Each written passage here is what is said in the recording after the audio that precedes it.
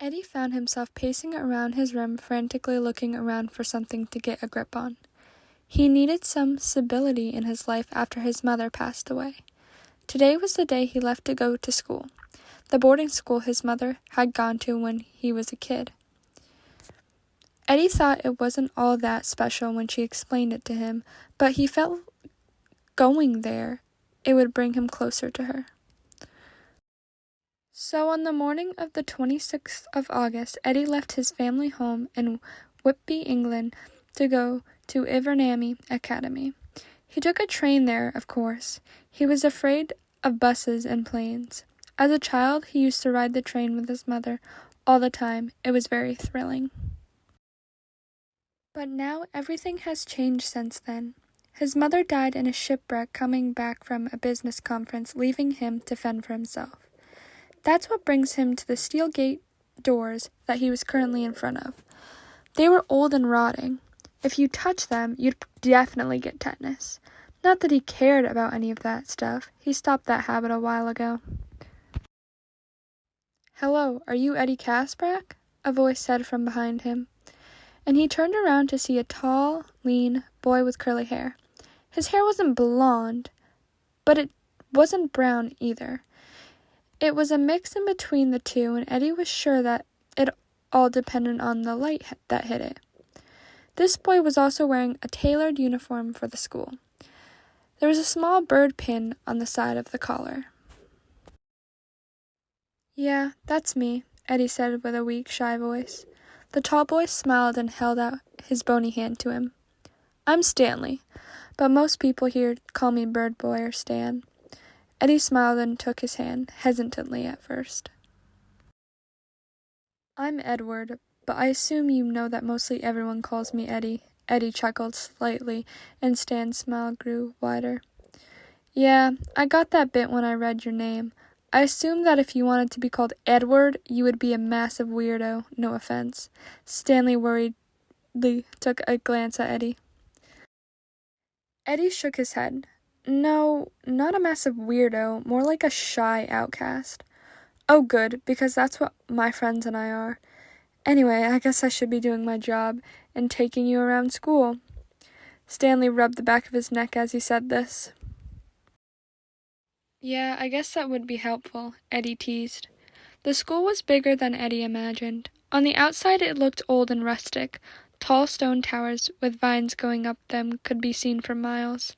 And Eddie was sure that if you fell off the top of the school, it would be like falling into the eternal abyss. The inside was even better. It looked as if the whole place had been stuck in the 1800s. He followed Stanley around and listened as he rambled on about the history of the school. They went through the bottom floor first, Stanley showing him where the cafeteria, bathrooms, reception are. Then he got to see the full outdoor fields of different clubs and sports. They went up to the second floor, which had the library, indoor gym, and pool. There were little food stands as well, which Eddie thought was convenient. More bathrooms were on this floor too, along with secret doors they weren't allowed to go in. The third and fourth floor had all the classrooms.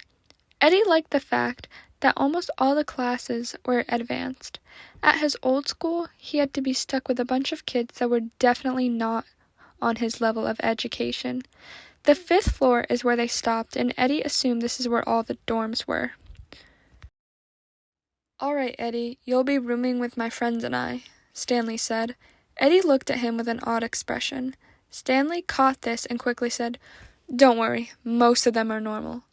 Most of them? Eddie thought nervously. The two of them stepped in a room with 4 large bunk beds. The room was a round shape, and the bunk beds circled around the room. In the middle was a few chairs and a desk with trash on it. Eddie shuddered and definitely could tell that this was a boys' room. 4 boys were sitting in the chairs from the middle. There weren't enough, so one of them was sitting on the armrest. "Hey guys," Stanley announced. They all looked up from the board game that they were playing, and their eyes landed on Eddie. He immediately felt uncomfortable as their eyes traveled over him. "Stan, you brought another one in here?" a dark-skinned one asked. He had the deck of cards in his hands, and it looked like he was about to deal some out. Mike, yes, Eddie's chill, so I decided he could room with us since we have a few extra beds, Stanley explained, wrapping his arm around Eddie's shoulders. Well, I don't have a problem with it. It's always good to have new friends, the short, stubby one said. He smiled a big, toothy grin and stood up. I'm Ben. Eddie said simply and gave a small wave. Cool name, Lamb Chop, a dark curly-haired boy said. Eddie noticed that this boy had to be the tallest out of the group, but he was also the skinniest. This boy also had cracked glasses, and Eddie could have sworn he saw a blood stain on them. Lamb Chop? Really, Richie? You couldn't find something else to say? The last boy looked at his friend with judging eyes. Look, Big Bill, I don't know about you, but if he lives with us, he's gonna have to have a nickname. You're Big Bill, Ben is Benny Chubbs. I never agreed to that, Ben interrupted.